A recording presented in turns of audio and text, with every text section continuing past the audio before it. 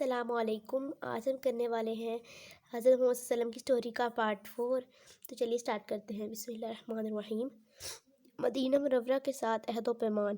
حضرت مصعب رضی اللہ تعالیٰ عنہ بن عمیر نے مدینہ منورہ میں اسلام کو گھر گھر میں پہنچا دیا۔ آپ کی بڑی کامیابی تھی کہ قبیلہ اوس کے سردار سعد بن معاذ اور اسید بن جفیر بھی مشرف با اسلام ہو گئے۔ ان دونوں نے ایمان لانے سے دین کی قوت میں زبردست اضافہ ہو گیا۔ چنانچہ اگلے برس خواتین حضرات نے مکہ مکرمہ میں حاضر ہو کر اسلام قبول کیا۔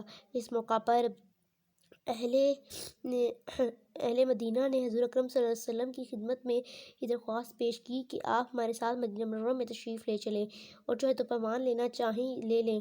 چنانچہ آپ صلی اللہ علیہ وسلم نے ان سے فرمایا کہ یہ عہد کرو کہ تم لوگ دین کی اشاعت میں میری پوری طرح مدد کرو گے، اور جب میں تمہارے شہر میں جا کر بس جاؤں تو میری ہی اور میرے ساتھیوں کی پوری طرح حفاظت کرو گے۔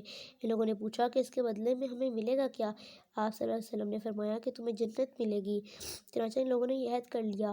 اس موقع پر ایک انصاری نے کہا کہ اے اللہ کے رسول، ہمارے یہودیوں کے ساتھ بہت اچھے تعلقات ہیں، یہ نہ ہو کہ آپ کی حمایت کی وجہ سے ان کے ساتھ بھی تعلقات خراب ہو جائیں اور آپ بھی حالات اچھے ہونے پر اپنے شہر میں واپس لوٹ آئیں۔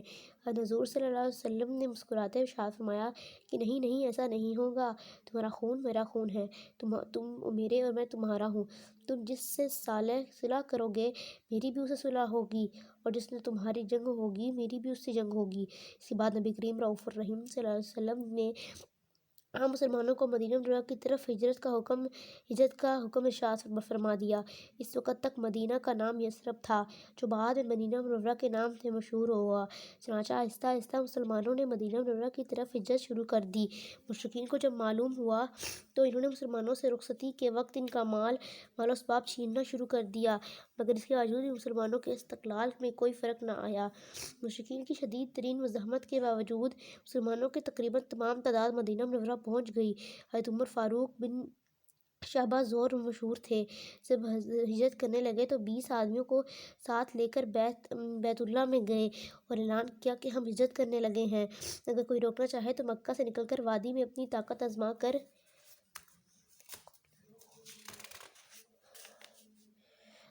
کر دیکھ لے، لیکن کسی میں ہمت نہ ہوئی۔ پیارے بچوں، یہ جمعرات کا روز تھا جب حضور اکرم صلی اللہ علیہ وآلہ وسلم نے مکہ مکرمہ سے مدینہ منورہ کی جانب ہجرت فرمائی۔ اس سفر میں آپ کے ہمراہ آپ کے دیرینہ دوست حضرت ابوبکر صدیق رضی اللہ تعالیٰ عنہ بھی تھے۔ رات کے وقت سفر کا آغاز ہوا۔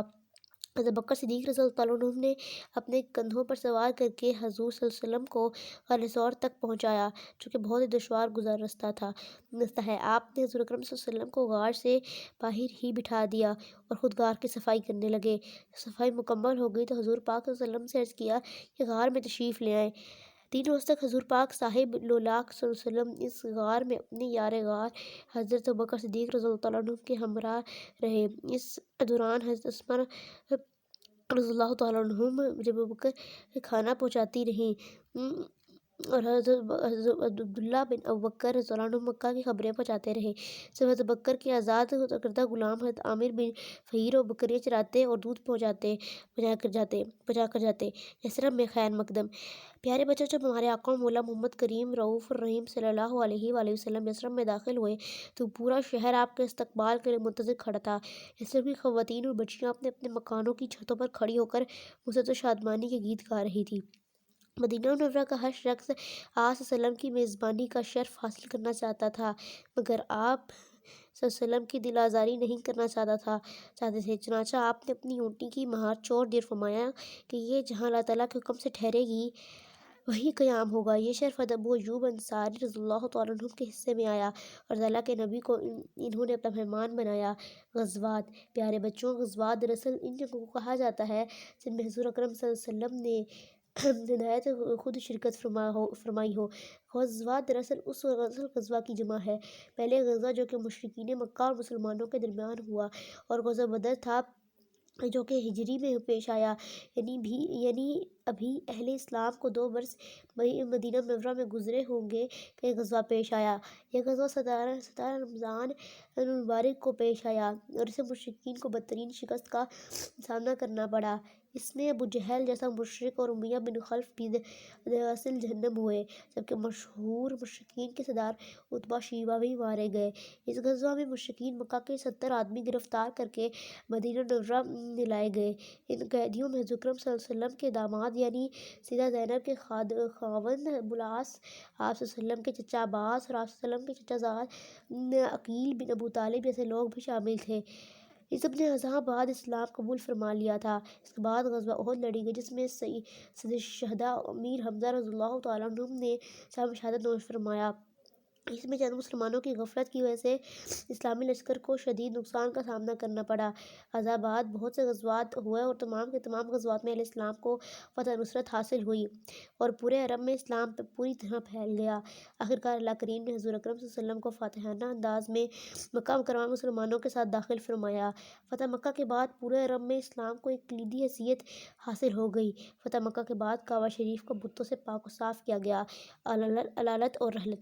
پیارے بچوں، حضور اکرم صلی اللہ علیہ وسلم کی نبوت کا عظیم کام پورا ہو چکا تھا، ابھی دنیا سے رحلت کا وقت آ گیا تھا۔ سفر کے مہینہ میں آپ احد کے پہاڑ پر تشریف لے گئے اور احد کے شہیدوں کے مزارات پر فاتحہ پڑھی، کے حق میں دعا خبر فرمائی۔ وہاں سے واپسی پر ایک مختصر خطبہ ارشاد فرمایا: لوگوں، میں تم سے آگے جانے والا ہوں اور تمہاری شہادت دینے والا ہوں۔ اے اللہ، میں حوض کوثر کو یہاں سے دیکھ رہا ہوں، مجھے سلطنتوں کے خزانوں کی کنجیاں دے دی گئی ہیں، مجھے یہ ڈر نہیں رہا کہ تم میرے بعد مشرک ہو جاؤ گے، البتہ اس کا اندیشہ یہ ہے کہ دنیاوی مفاد کی کشمکش میں نہ پڑ جاؤ، اس کے لیے آپس میں کشت و خون کرتے پھرو اور اس طرح ہلاک ہو جاؤ جس طرح تم سے پہلے کی قومیں ہلاک ہو گئیں۔ آخری دن یعنی پیر کے روز 12 ربیع الاول کے مہینے میں نماز فجر کے بعد آپ نے وہ پردہ اٹھایا جو کہ حجرہ اور مسجد کے درمیان حامل تھا۔ آپ نے صلی اللہ علیہ وسلم مسلمانوں کو نماز ادا کرتے دیکھ کر بہت خوش ہوئے۔ مسلمانوں نے سوچا کہ آقا تشریف لا رہے ہیں، مگر آپ نے ہاتھ کے اشارے سے فرمایا کہ نماز ادا کرو۔ چنانچہ ابو بکر صدیق رضی اللہ تعالیٰ عنہ نے نماز مکمل کروائی۔ اسی روز سرکار دو عالم صلی اللہ علیہ وسلم نے دنیا سے پردہ فرمایا۔ اس وقت آپ صلی اللہ علیہ وسلم کی عمر سعید 63 برس تھی۔ اس سانحہ عظیم کی خبر جوں ہی مدینہ عالیہ کی گلیوں اور کوچوں میں پہنچی تو ہر طرف کوہرام مچ گیا۔ صحابہ کرام اپنے ہوش و حواس کھو بیٹھے۔ حضرت عمر فاروق رضی اللہ تعالیٰ عنہ جیسا جہاندیدہ شخص بھی اپنے جذبات پر قابو نہ رکھ سکے اور تلوار سند کر کے کہنے لگے: جس نے بھی یہ کہا کہ آپ صلی اللہ علیہ وسلم فوت ہو گئے ہیں، اس کو تلوار سے اڑا دوں گا۔ اسی طرح دیگر صحابہ بھی ادھر ادھر مارے پھر رہے تھے۔ آپ کی تدفین سیدہ عائشہ صدیقہ رضی اللہ تعالیٰ عنہ کے حجرہ پاک ہی میں کی گئی، کیونکہ جس جگہ نبی کا وصال ہوتا ہے تدفین بھی اسی جگہ ہوتی ہے۔ جہاں آپ صلی اللہ علیہ وسلم کی تدفین ہوئی، بلا شبہ تمام اہل اسلام کے لیے قیامت تک وہی مرکز ہے۔ تمام اہل اسلام کو قبۃ خضرا پر اپنی جان قربان کرنا فخر سمجھتے ہیں۔ پیارے بچوں، یہیں تک ہماری تمام سٹوریز فنش ہوتی ہیں۔ خیال رکھیں۔ اللہ حافظ۔